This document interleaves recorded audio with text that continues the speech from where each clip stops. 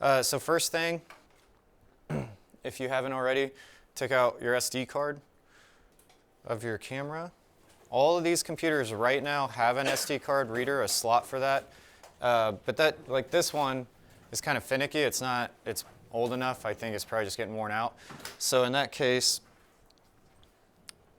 you can use a variety of different really cheap SD card readers. They also typically hold various types of media. This one, I think, Zoe, we paid like $5, $10 for these probably. It was really cheap, and they're very cheaply made too. But these readers are super affordable on something like Amazon or B&H Photo. I like this little white Lexar one better. It works, it has a little faster connection than our Acuvar. Yeah, I don't even know the brand name. So sometimes you got to get some of these. Somebody, was that you, Judah? You have one of these? Have you been using that? Or have you had a chance to mess with it at all? I haven't really had much of a chance yet.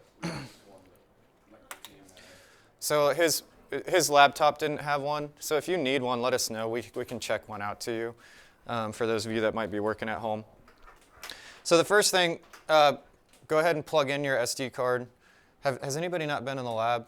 You shouldn't have to log in on the, is this your first time in here? Yeah. Go ahead and pull up, if you're gonna use your laptop, that's fine too. Do you have any editing software on there? No? Okay, so you can use that computer. Yeah, and you shouldn't need to log in on those. And the Dells should already be opened up to a student. Now, Owen, yours, we had something finicky about the monitor earlier this week. So if anything happens, let me know. We're kind of keeping an eye on it. That monitor got replaced about a year ago. It was having some issues. So for some of you, you've definitely done this a few times. If not, it's okay. That's why we're going to run through the very basics of this. Go ahead and plug in your SD card. And in my case, I'm using this little black. Is it just not turning on? Yeah. Okay, I may have to just put in a help ticket for it. Now, a few things about the lab in general. Keep in mind that it's a shared computer. So you want to make sure you make a folder for yourself.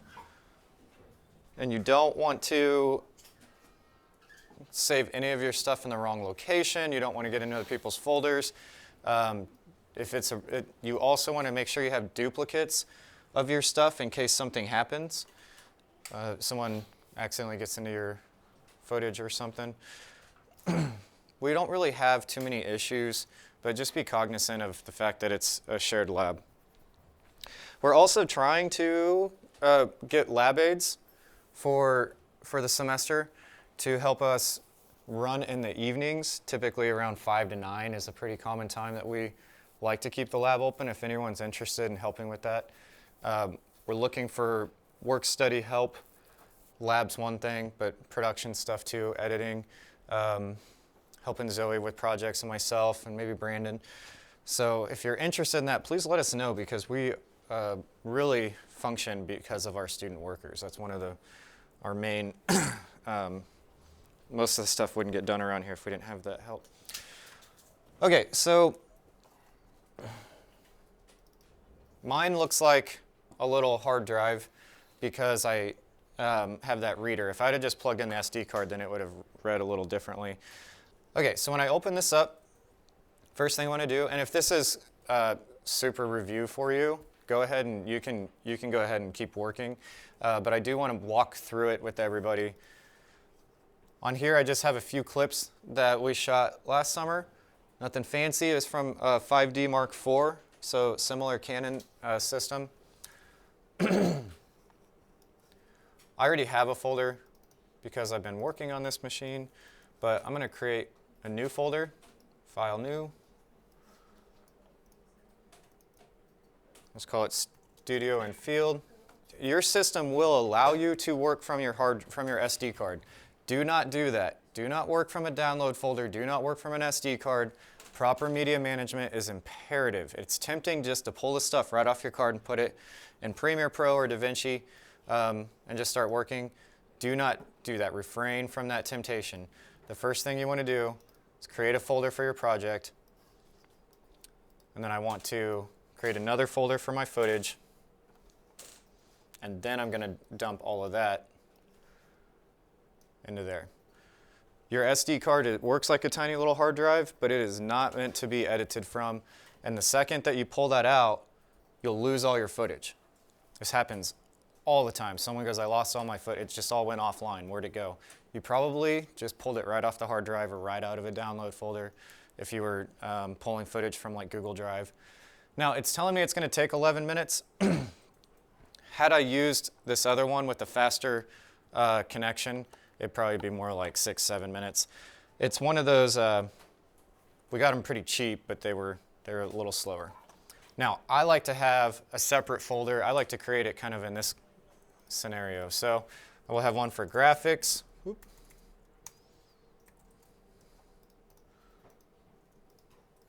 One for music, or just audio in general. Maybe I put music in there and then have another folder for a lav or a shotgun mic or something else, external audio. I like to have a project folder in general. So I'm just going to say for the exposure project, I'm going to put everything in there. Well, I can't move it yet because the footage is still moving, but I'll do that in a second. So first thing, go ahead and dump your stuff. It is imperative that you have your footage in more than one location, and your SD card is not that location. I like to use Google Drive. I have some issues with Google Drive at times, but for the most part, it works pretty good. I have a NAS system at my house, a network attached storage that holds 60 terabytes. And then on your computer, you're going to have a working file. One of the other options that's really affordable anymore, these heavier, clunkier hard drives are really cheap now. You can get 16 terabytes for a couple $100. I have a lot of 8 terabyte ones. We tend to get one of these if it's a big project.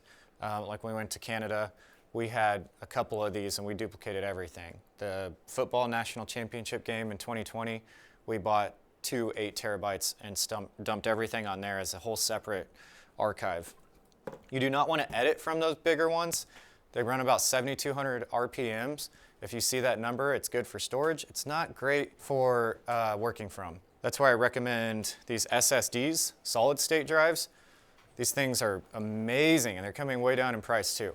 So this one's a Samsung T7. My company has about probably 26, 27 terabytes worth of SSDs. We buy one of these per project typically. We just recently purchased the first one that we found at the 4 terabyte range, which can hold most projects, most pretty big projects. Samsung T7. There's also the T5s. They're about half the speed. They're still great.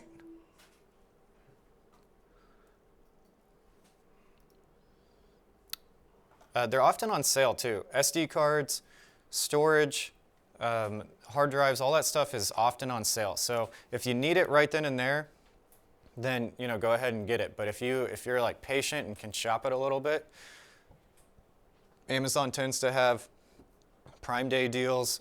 B&H Photo will run sales. Autorama will run sales often. Newegg. It's so easy to access this stuff now. It's really, really great. This one is a 2 terabyte. That's $100. I am not saying you guys need that for this class, but this is something as a video producer, as a media producer, you're going to need to start investing in stuff like that eventually. You don't need it so much for this semester. You'll be able to store most of your media on your Google Drive account, and since we're shooting a lot of 1080p, which is about 8 gigs per hour, you will be able to do most projects and not fill up all of your space. Even if your laptop that you're working from doesn't have a lot of space, you should be able to fit that on there, clear it off, and keep moving on to the next project. That's the other thing. Once your SSD has been dumped and you have that footage in multiple locations, you'll need to clear it. You do not want a bunch of random projects sitting on your SD card. It causes you to get disorganized and you have stuff all over the place. And inevitably, you will lose things if you aren't organized from the start on these simple, small projects. Right now, you should have roughly 20 clips, 10 inside, 10 outside. You probably have more. This is a very, very small project in comparison to some of these other media projects that we do, where you might have hundreds, if not thousands, of files that you'll implement into your project. So this is something that we use on our big projects quite a bit. You can record straight to these SSDs depending on the camera. A lot of our Blackmagic systems, we record straight to the SSD, and then we can pop it out and we can edit from it if we wanted to organize the project in there. Okay, so I'm going to eject my SD card. I didn't move all the files. The 5D Mark IV shoots kind of large files sometimes. But I just want to give you guys a nice example. So I have my exposure project folder. I'm going to toss these in there. So when I go in, I can find my graphics, my music, and here is my one lone clip from a sheriff training.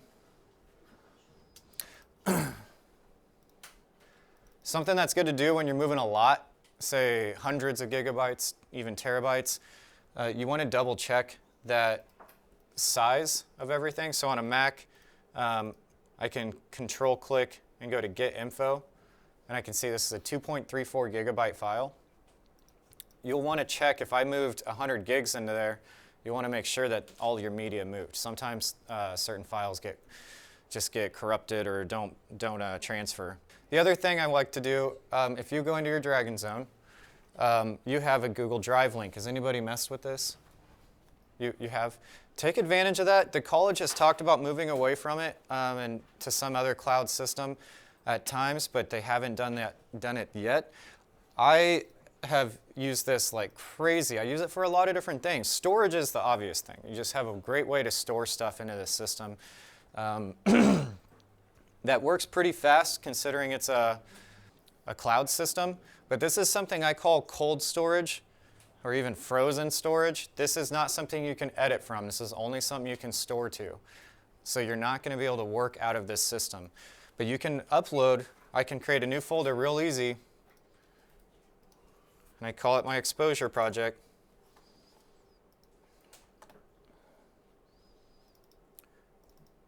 Oop, there we go.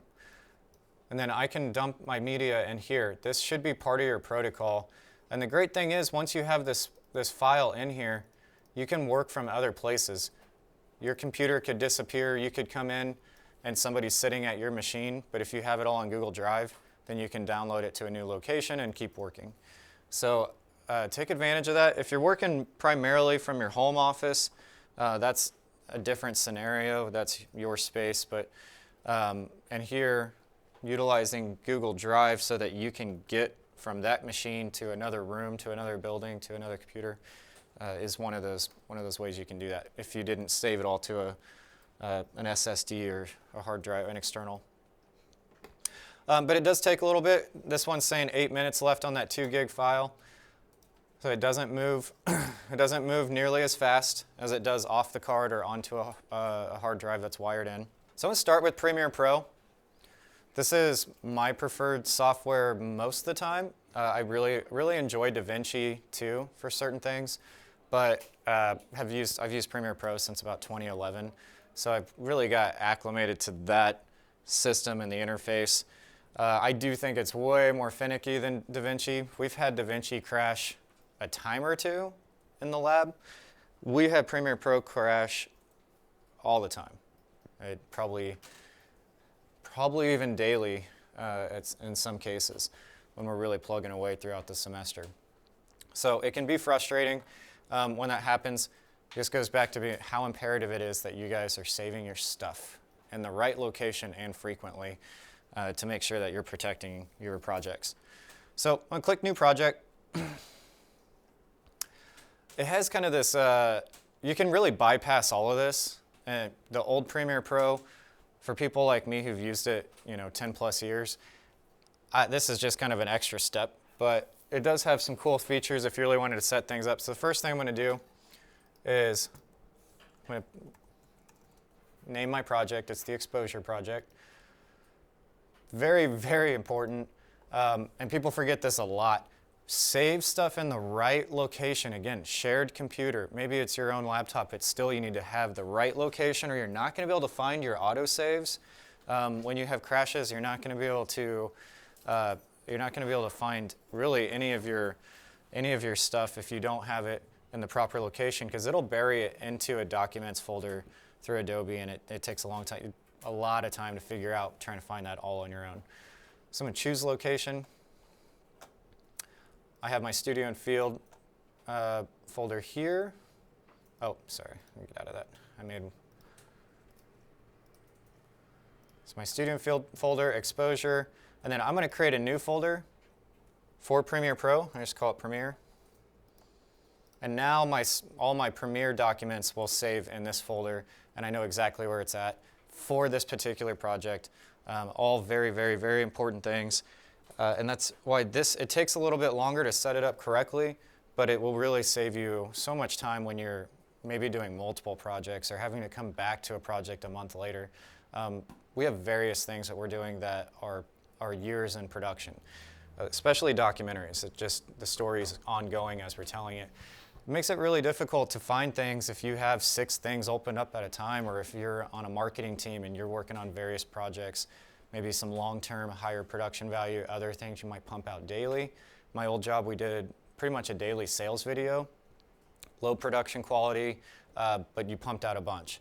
Then we'd also do bigger projects, maybe a training session, and where we actually bring in like an expert, lava them up, and have more things. So being organized is imperative. So I'm going to choose that. Here I can see it's assuming some of the media for me, like maybe I want to use this, maybe I've used this on a separate project from our allied health stuff. But I'm going to go to desktop, studio and field, my exposure project, and then I got my footage folder. Granted, I only have one clip in there because, for the sake of time, but I can click that folder, and that way it'll move my footage straight in. Now, you can copy media. This is something that Final Cut Pro would do by default, or at least when I came here, it was doing it automatically, so it was either set up that way, or I think the system just did that.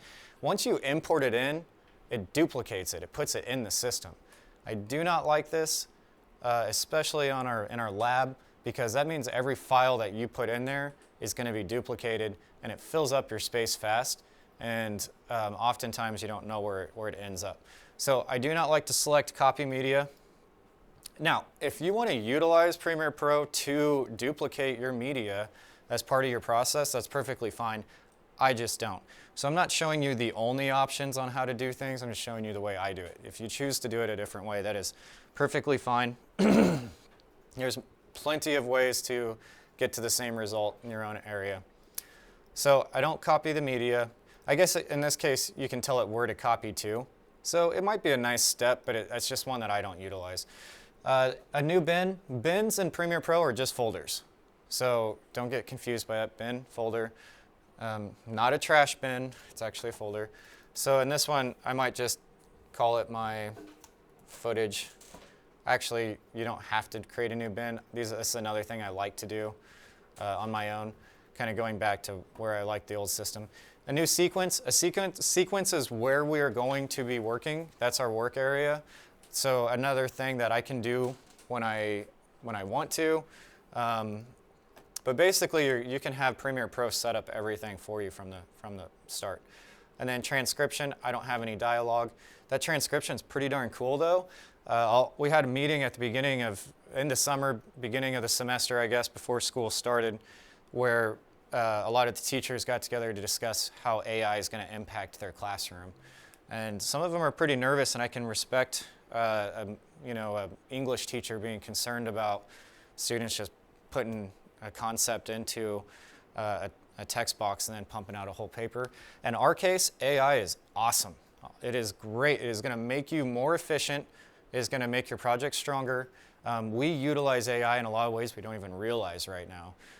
It's already baked into a lot of our systems. So an automatic transcription is one of those things. We transcribed a feature documentary one year, about 5 years ago. It took 2 weeks of people in their evenings typing up these 17 interviews into transcription so that all the producers could read everything. it was an incredible amount of time to just sit and watch and type away. Here, they can be automatically generated. It's just awesome. So I don't need it for this. And then there's some other thing, you just got to play in the system. I often like to have the more information than thumbnails, but it just depends on what your project is. So I'm going to click Create. All right, so this is a pretty generic setup for the Premiere Pro interface. I like to set it up myself. I like to set up my own workstation. And it's really, you can manipulate everything here. It's great. So it doesn't take very long. For me, I like to have my project window with my media.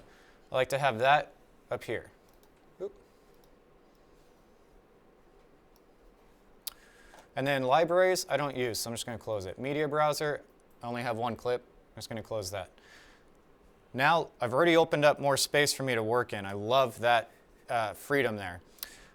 I'm going to take my audio and I'm going to move it up to the right.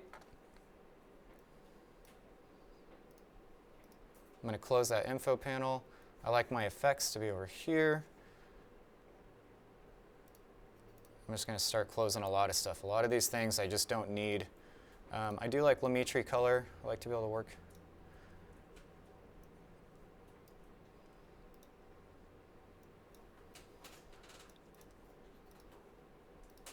I'm not using timecode. It just basically, what I like to do is simplify my system so that I can be more efficient and not have all this stuff in the way. You don't need all these things, and if you do, you can always go up into your windows and pull them back out. If you think you needed that essential sound, click it, open it back up.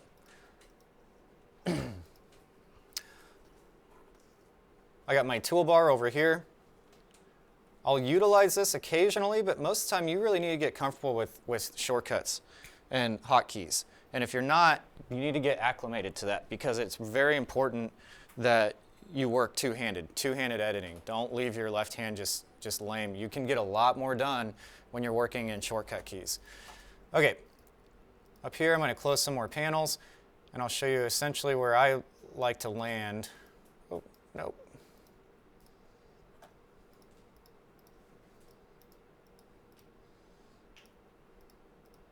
For this class, you really just need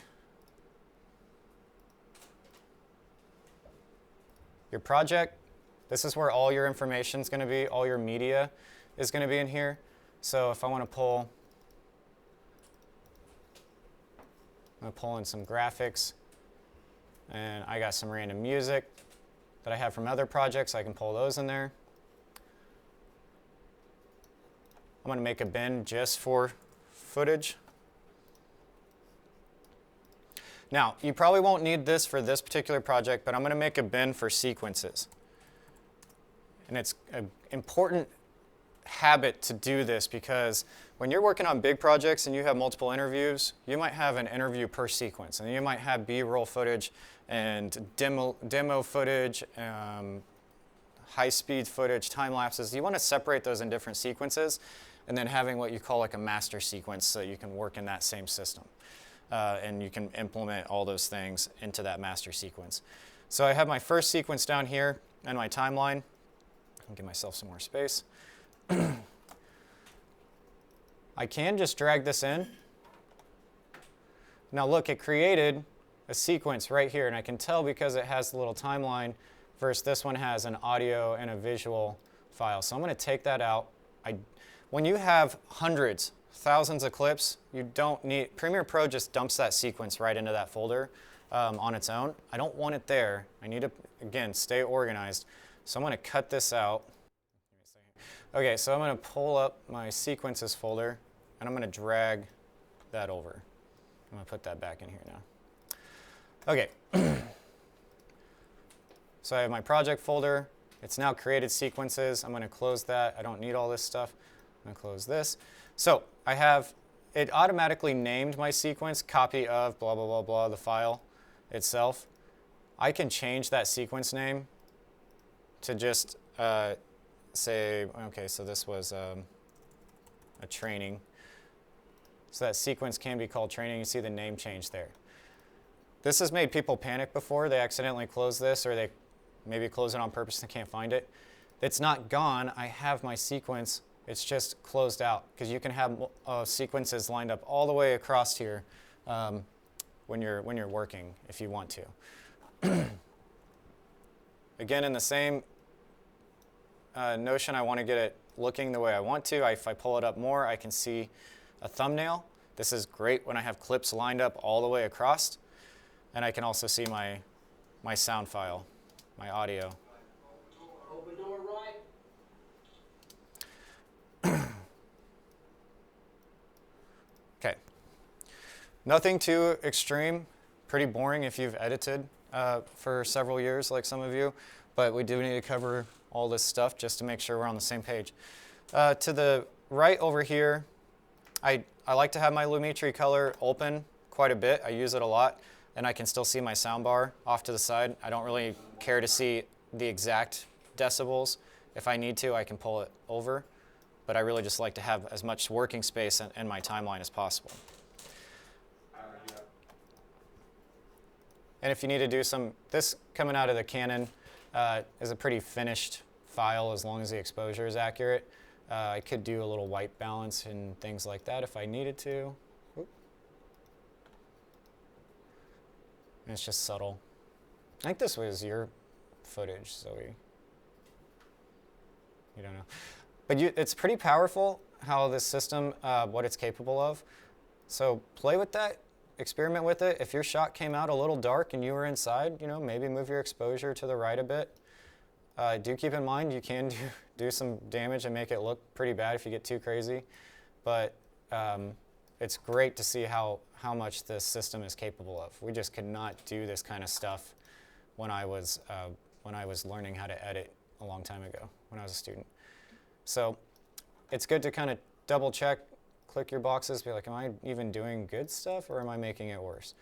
And in this case, I've obviously made it look really bad. If I go to my effects controls, I'm not going to go through all of this, but you can toggle on and off different features. And you go, oh, it looks terrible, and just delete that. A couple quick shortcut keys that I use a lot. C for the razor blade, so think C, cut. And I can chop up this sucker. This is where it becomes non-linear editing. You can actually move things around and manipulate stuff quite a bit. Now in Premiere Pro, if you notice, I can see that's a little bit of ghosting there. I'm over the top of my clip.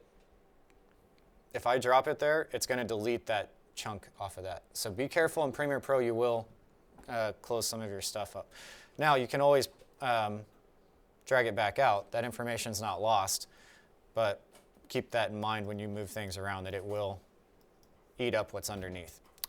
Some of the other systems, Vinci has an option, and Final Cut Pro defaults at where it just moves things for you, but Premiere Pro will absolutely delete everything. If I'm on my cut tool and I want to get back to my pointer, push V so I can point and move things around. Space bar to stop.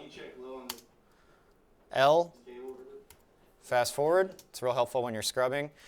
Get comfortable with these things. All these things will start saving you time when you use all of them.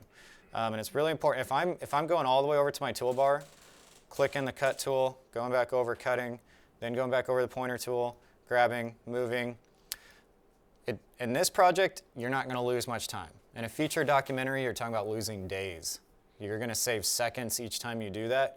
And if you're doing thousands of these, you're talking about saving your project quite a bit of time. Now, probably the best shortcut tool, the one I use by far the most, I imagine, is Command-Z, undo.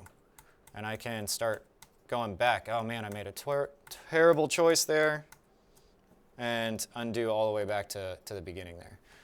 So the undo, if you're on the Dells, it's Control-Z. If you're on a Mac, it's Command-Z. Use that one all the time. I'm going to pull in a music track. It's as easy as just dumping it on. You have layers. It's a little music to go with my training.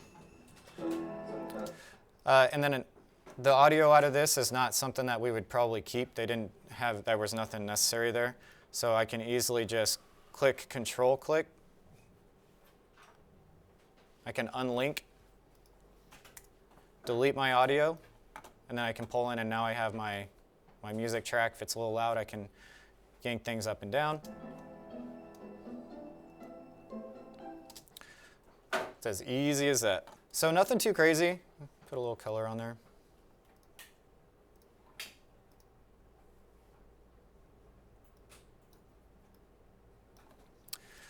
And then exporting. This is what really stresses people out. They get through all this stuff and they've worked so hard and they've put all this time in, and then they go to export and they don't export in the right format. They don't export something correctly, and the file, all that time put into it, and it comes out bad at the end. Can be really stressful.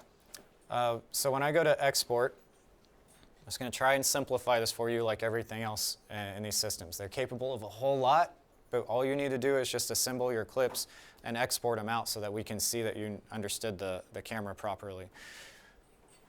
So I have first file name. So I can say, maybe it's my rough draft I'm sending off to the producer to check. Very, very, very important, location. Tell this thing where to go, not to where it's sending it now. I'm going to go to my desktop. Make sure it goes in Studio and Field, my exposure project, and then I'm going to make a new folder for exports. And now I know exactly where it'll be. So important. You could do everything correctly and then still not be able to find your file if you don't send it to the right place. And then a lot of this stuff I don't mess with, but I do want to show you guys a couple of things. I like to render at maximum depth, maximum render quality, and depth basically being like your codec color space. I'm going to skip all of this stuff. I don't want to worry about any of these things. There's a whole lot there that's not important. I'm going down to my bitrate settings. Now this is something where you can take some control, and it's really important. I don't use CRB as constant bitrate. I don't use that as often. I like to use VBR 2-pass. That's variable bitrate. And that's going to run it through the system twice.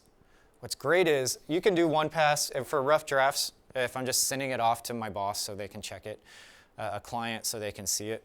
I might just do one pass, get it done, send it out, hitting a deadline, right? You just want to get approved.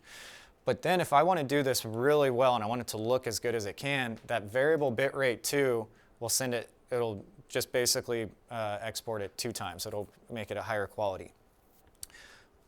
And the great thing is the size doesn't change. So if I look over here, estimated file size, 494 megabytes. It is an estimation. It won't be exactly that. It might be a little more, a little less. I'm going to start with my maximum bit rate and just put it all the way over to the right. That's my speed that it'll export at. You'll see that it can't go lower than the target. It has to be more. So I just move that over to the top. This top one is going to be the size. So watch my estimated file size, 400. You can't see it very well back there, but you'll be able to watch the video later if you want to see this. As I move it to the left, it goes way further down. So if I'm all the way over, the quality is going to be super low, and it's going to be 6 megabytes. The max, if I turn it all the way up, it thinks it'll be around 650 megabytes. I don't need it to be that large, so I'm going to move it down to probably about a third of the way, and that'll still be good enough quality for me to work with. And that's the only thing I'm going to mess with out of here. I don't want to touch anything else right now. And I have 2 options. Not all the systems can do this. Actually, this might be the only one I use regularly that does that. You can send it to Media Encoder, a separate software for exporting. Or I could just export it right out of the system. And sometimes we just do that. But I use Media Encoder when I'm lining up. Say I'm doing stock media, and I have hundreds of clips lined up of like this ladybug and this grasshopper, and I just need to get out these 10-second clips so I can put them on a site to sell. I might line all those up together and export them all at once instead of exporting a bunch of 10-second clips individually. And it says here, pass 1 of 2, so it's going to move it through the system 2 times with that variable bitrate 2-pass. And one thing about encoding in the system like this is you cannot, when I'm exporting right out of Premiere Pro, that locks it down. I won't be able to use it. It's controlling it at that point. However, if I use I'm gonna cancel it here. If I do use Media Encoder, which takes a really long time to load sometimes, but if you're not in a rush, Media Encoder is usually better. And when I'm exporting out of Media Encoder, I'm able to keep working in Premiere. If maybe I'm sending that, maybe I'm just trying to get that file out to someone and I'm still working on another project, I can keep running through that. Okay, any questions? It's a lot of information, but if you've been in Premiere, it's probably review. It's probably pretty basic if you've gone through Post 1. And the other thing I like to do is I like to save my workspace. I've made it exactly the way I like my workspace. So if you go into Window, Workspaces, you can save as a new one. And I could call this my exposure project, because maybe I set it up for that particular project. And they have a lot of other workspaces that you can use. And this one is more for color correcting, so I can see my waveforms and everything there. They have another one for maybe if you're just logging footage and text-based editing. Maybe if you're doing more audio focus, then it pulls up your audio mixers. So these are very, very powerful systems. The more you're in it, the more hireable you'll be. This is going to make you really strong producers when you're able to work in that. Okay, so Media Encoder finally pulled up. I just got to push play here. I can see it's in my queue, and now it's running through the export. And I think it tends to be a little faster than Premiere, but I don't know if I haven't actually tracked that lately. All right, and I want to show you guys briefly DaVinci.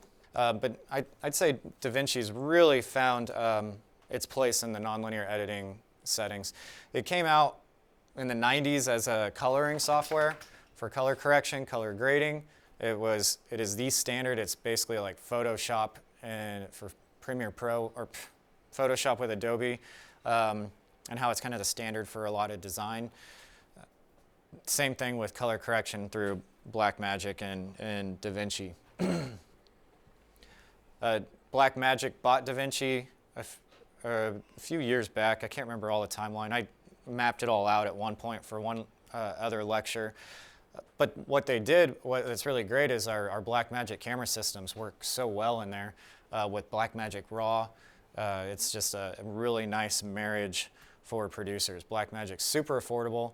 DaVinci is $300 for the studio version, I believe. But I'm just operating off the free version. It's just remarkable what you can do on a free software. When I was in your seats, it was just Final Cut Pro and Avid for the most part, and it was like $1,300 to get a seat for Final Cut Pro. So it was pretty much not accessible to just all of a sudden learn editing. You start off with this project window, a little different than Premiere. This works fine. You can see, obviously, we had multiple projects going. Studio and Field a year ago, a drone workshop that we did, and then something else probably with the sheriff. So I'm going to click a new project, call it my exposure project. This would be, there's an update. I'm not going to mess with it right now. 18.5 is the most recent. There's not a lot of differences from what we're seeing here. One of the things I really like about DaVinci is you have these windows at the bottom that kind of guide you through in a linear fashion on how you go through post-production. I tend to skip a bunch of them just depending on what I need for my work, but you can start off in this first one, logging footage. We've got our media pool. I'm going to go ahead and just toss in, they call it bins in here too. I'm going to import media. From that window, you can create a timeline. You can do all those other things. Go back to my field exposure footage. I think we shot that at 60p, so it wants to alter the frame rate. I'm not too worried about that, so I'll just let it. Now from here, I don't do much more in this window. In fact, I don't use these first two windows hardly at all. I like this third one where I actually have my timeline, and that's where I drop in my clip. So B is for the blade tool, so I can cut things up. A is your pointer. those shortcuts are the same for Final Cut Pro.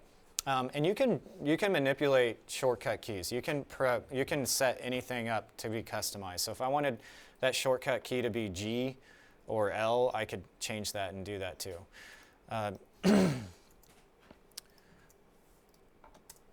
Pretty easy system to work within. I think it's pretty intuitive. You have a lot of other options here that I don't want to go all into everything, but I can. I think you just got to play in the system. No book, no test, no workshop is going to teach you how to edit. Time in the system is going to be the only thing that helps you get better at editing. You should watch videos. You should share information. You should talk to people and see what they're using and learn from them. But the only thing that really gets people from this program to jobs is putting time in. You're going to have to put in time. We have a couple windows here that I'm not going to spend too much time in. It's pretty cool. I like what they have. I don't know it real well. I do like to jump into the color. This is really where DaVinci got famous. This is what people liked so much. And then over the years, they started adding in the editing options. But before, you just colored in DaVinci. So you work with nodes, which is much different than what we're seeing in Premiere. So in this first node, you can create multiple nodes to do different, let me pull this back.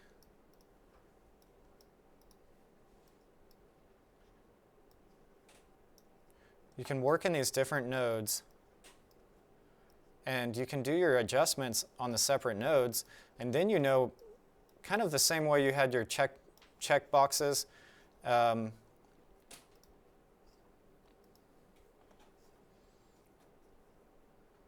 If I have the window open, right? We have our boxes that we can check on and off and see if we're making good adjustments. Well, in DaVinci, it's more like you have your various nodes where you can go through and make adjustments and see if you like what you're doing. If I turn it on and off, I can start seeing if my changes are working. So then I go to my next box, and I might manipulate color here. So if I turn that off, it's color. If I turn this one off, then it's going to be that S-curve, and you can see the little icon for what adjustments you made. It's great. I don't use it as to its full advantage because I haven't been quite so seasoned in it, but it's a pretty awesome system, so you should absolutely try it out. And the fact that this is the free version, it does have some limitations on some features, but nothing that you need for this class. Even in your first year, I'd say you could use the free version, no problem. Zoe has the paid version, and you've been in here messing with stuff as like if she needs to come out of her office, she just jumps on the free version, and I think we get pretty much everything we need done. Then you have an audio mixing section, definitely not my strong suit, but something that you should dabble with. If you're really curious about this area, I'd probably look at us doing like a training or a separate setup for it, just because I don't have that audio experience to really comfortably walk you through everything. And then I really like the export window. I think this one works pretty well. Again, a lot of stuff, a lot of metadata that's really not super important that tends to intimidate people. So I'm just gonna simplify this and show you how I like to export this system from this system. You have various places to start up here. Is it going to go to Pro Tools? Is it going to go to Final Cut Pro, or is it going to go to Vimeo? Is it going to go to YouTube? I just use the H.264 master. That'll create an MP4 file. That'll work great, be high quality, won't be super big. If you're going for something really big or really nice and it's going to play at the Fox Theater for this big screening, then I like to do ProRes 422 HQ. That's a way higher quality, but will create a way larger file. You will not need to create anything like that for me to turn in an assignment. Simple MP4s going on YouTube is just fine, but you can say it comes out really nice and you want to enter it into the Tallgrass Film Festival, something of that sort, then we'll look at creating a ProRes file so it can play in a theater. But I just like that H.264 master. I'm going to call it my exposure, say export location. So important. That's why it's right there at the top. Put it where it's supposed to go.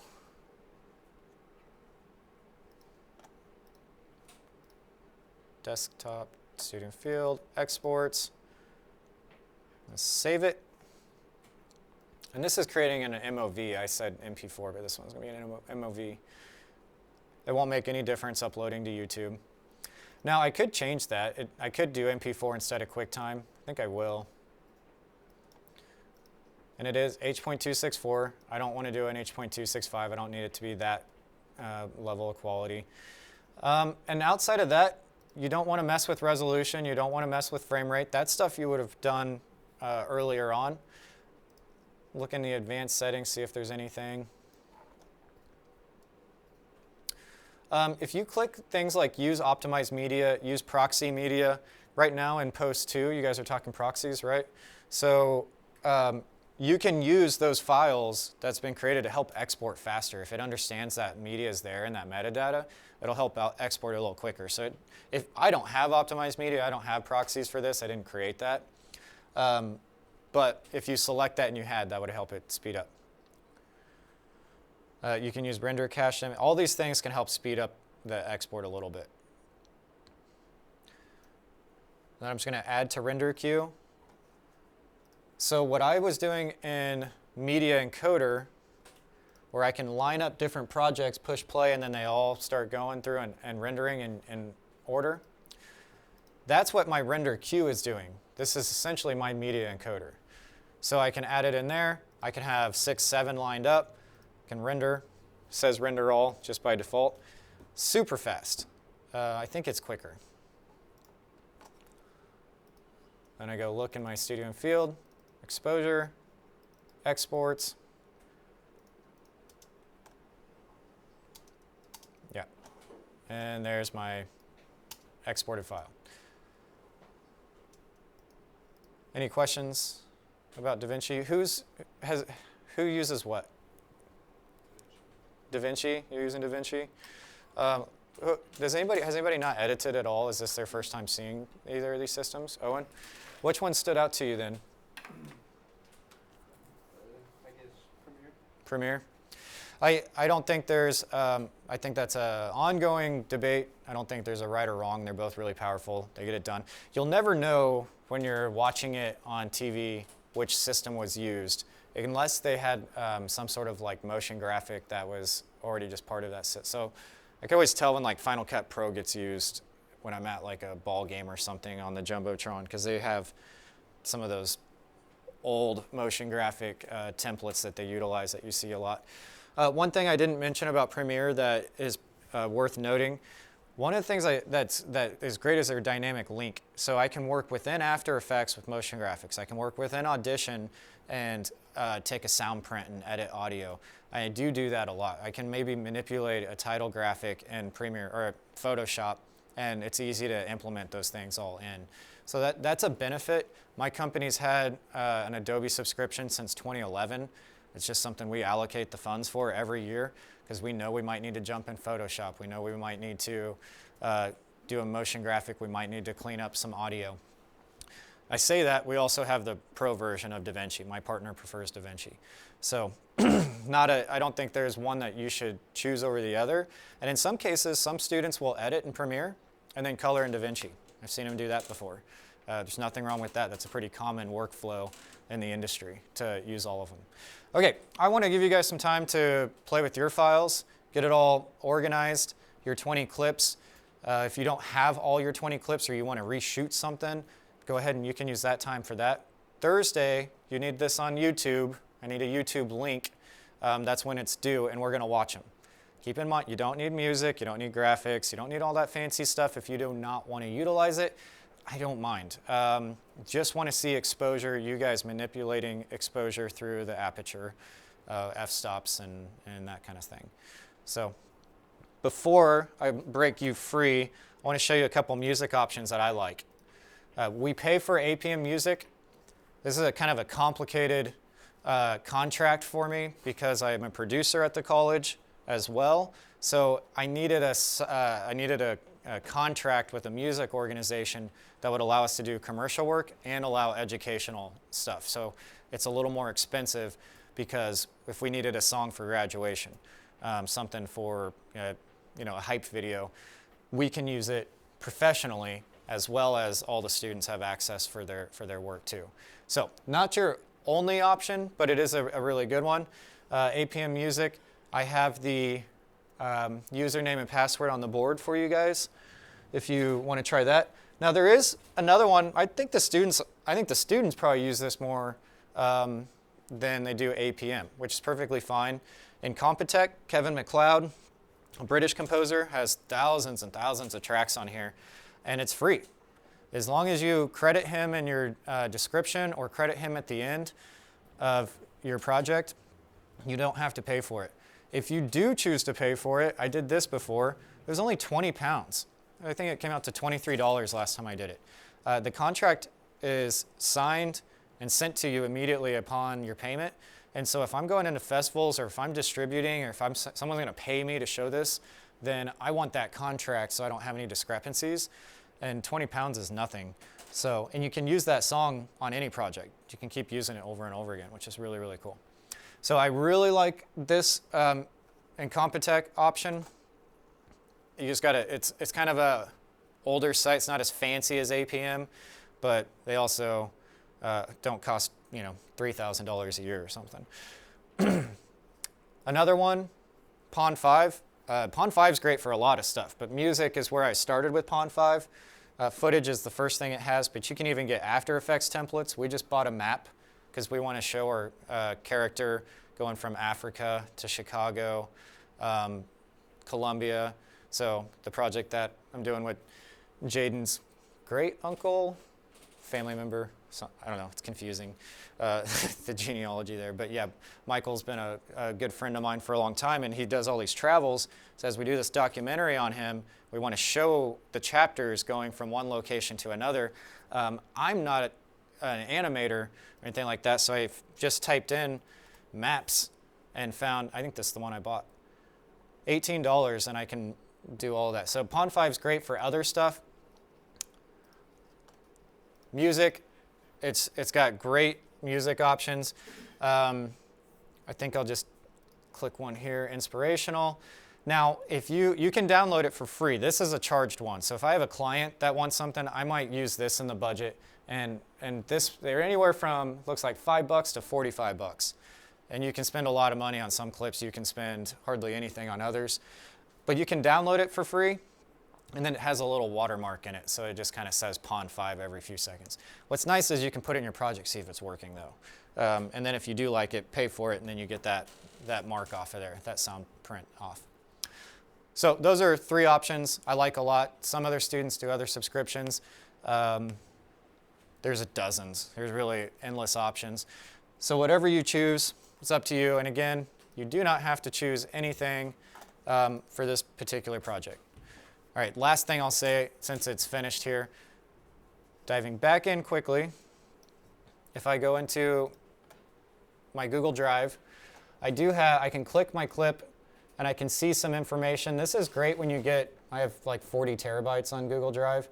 When you get to that point, you're gonna maybe not remember some of your projects or what you were shooting that day. So it has some data, when it was opened, modified, created, the size, 2.18 gigabytes. Very much an estimate. I like to, and this is the other place that's really important, that you go in and you save not just your media, but you also save your project. Because your media is not any good for you if you're going to work somewhere else if you don't have that project file. So Google Drive, there's plenty of other options. Google Drive just happens to be one that the college has access to for us right now.